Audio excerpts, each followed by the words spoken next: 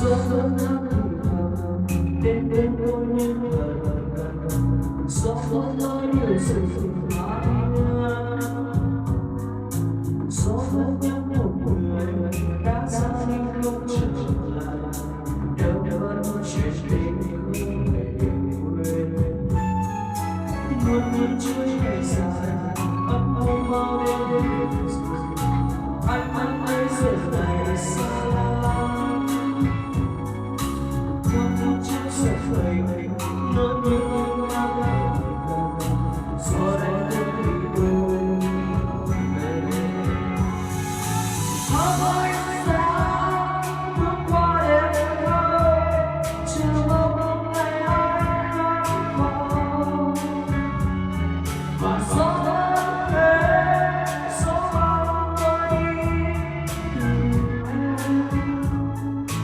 dẫu có nước mắt muôn sầu như hạt sương quen nhau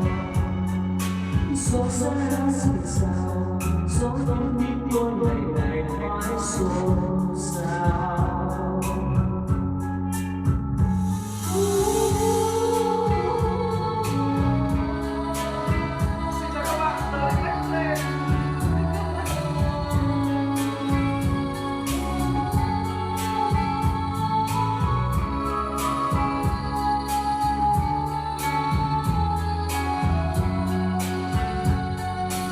gió vẫn nắng đi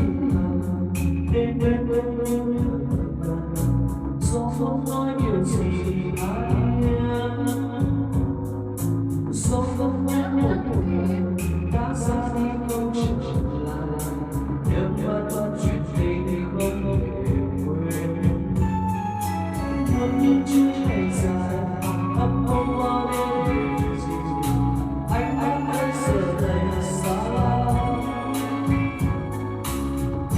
chia sẻ với nỗi yêu anh gió đã đến khi tôi về thoáng mãi xa bước qua đêm thơ chờ mong ngày anh gắn vào và gió vẫn thế gió mang tôi đi tìm em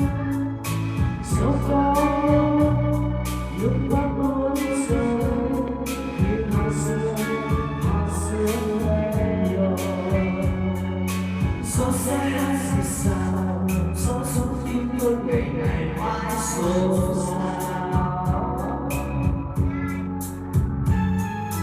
gió sẽ dịu dàng